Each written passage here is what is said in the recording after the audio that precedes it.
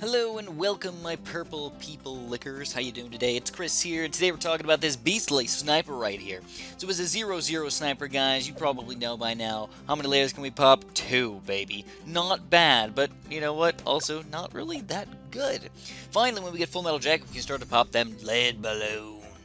But we're doing a whopping, guess what, man? When we get up to, how about a pink balloon here, we pop 4 layers now. Then when we get to large caliber, dude, what the heck are we doing over here, man?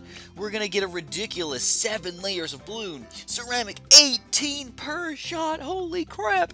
Then we move up to the Moab class balloon stunner, and then we move up to the CRIPPLE MOAB, which basically makes them get crippled for a really freaking long time. So deadly precision, we're already going from 7 layers to a whopping 18. For only 2,550 bucks, or about $3,000 on medium, that's really not too bad, man. We're going to be able to pop ceramics in one shot. And this is without the faster firing or night vision goggles or anything like that. Now, when we move on to a Moab class balloon, you guys can probably tell by now, we do a decent amount of damage, but we're not stunning it at all. It just sort of exists. And, you know, if it was the only thing on screen. Now, this is something that's sort of interesting, guys. I do want to point this out really quick. Watch this. What we're going to do is we're going to slow this down. I'm going to send out one Moab. I'm going to let this dart monkey attack once. To see if it ends up making the ceramics turn into something else that's a little bit different. Because in the other games, it actually used to change. No, not today, man. What about, let's do like 3 or 4 shots with this this dart monkey right here and see if anything ends up changing. 1, 2, 3, and 4.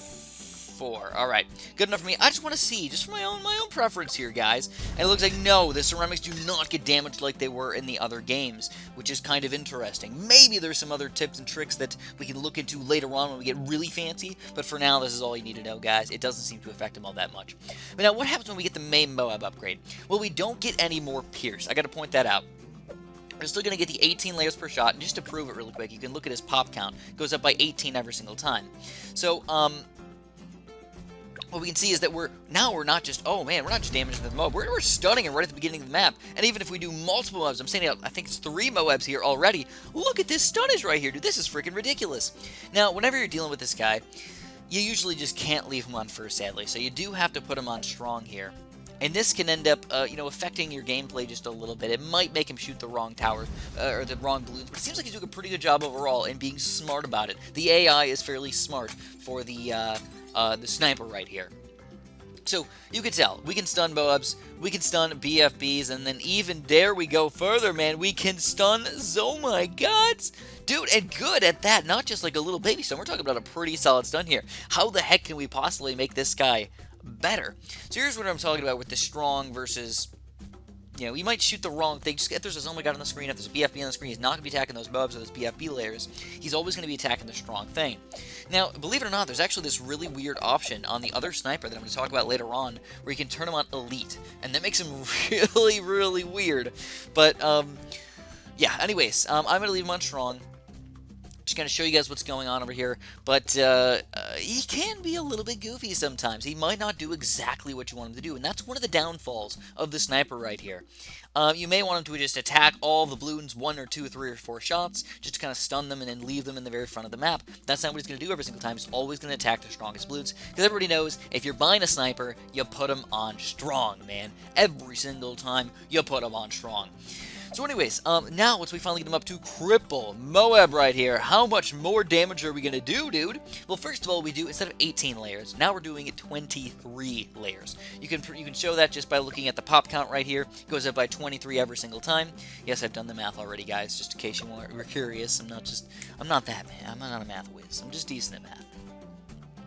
So you can see we can easily pop this Zomagod here. Sadly, it does not affect the bad balloons. As usual, guys, no real stunning or abilities or anything seems to affect the bad balloon. They're just too gosh darn strong over here, man. Now, even though we're doing 23 damage per shot here, this Zomagod does have 4,000 health. So it's gonna take a while to actually chug through this guy. So really, he's not your damage doer as much as you might want him to be. He's more of a stunner. He stuns and he supports your other towers so they can eventually pop the balloons. Now you can see once we get down to the BFBs here, even if you put him on strong, he's not going to attack the highest health Moab. He is going to be attacking the one that's the first, even if it's the same type of balloon, even if it has more health, which is also fairly weird, because I'm not sure if that's the way it worked in BTD5. I'm fairly certain that in BTD5, what they would do is they basically make it so if you're attacking these BFBs, it's just going to attack the one that's the first BFB until it pops down to nothing. But I don't know, I actually prefer this way because now it's attacking all of the different Bloons on the screen and stunning them as much as you possibly want them to be. So overall, very, very solid sniper right here, but is he worth the price? I don't know, man. He's really not going to be doing all that many pops for you guys. He's just sort of there and doing some slowdown. And there might be some better towers for way cheaper to do some ridiculous slowdown over here. So overall, I am not a huge fan of this sniper, but I don't hate him in any way. I feel like, sadly, he should do more damage. I don't know, I just don't feel like he's as amazing as you want him to be. Of course, when you look at him, you're like, oh crap, well he's taking down BFBs and MOABs like it's his job over here.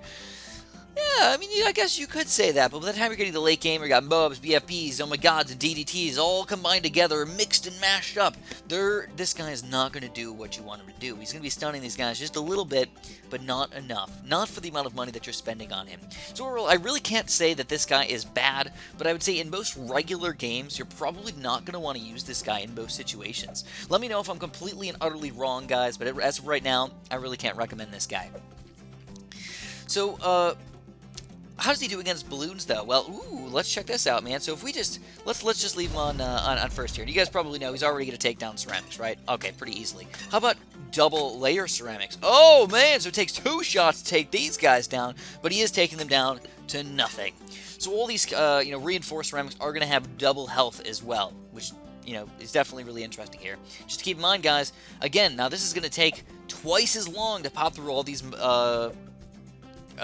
reinforced Bloons, making him even less good against these kind of high-tier reinforced Bloons, man. I almost wish that he could at least take down a ceramic or a reinforced ceramic in one hit. If he had 40 Pierce, then he would be a much, much better sniper. But for only 23, it doesn't really seem like it's all that worth it. Alright guys, that's all I got. I know I talked about this thing, about how he's not really worth it all that much, but I wanted to be clear about how and why I don't think he's worth it. He does do a lot of stunning, but the amount of damage he does against these MOAB and BFB class Bloons is really not as much as you want him to be. If you guys enjoyed, make sure you press that like button, subscribe if you haven't, and of course, have a super duper delicious day.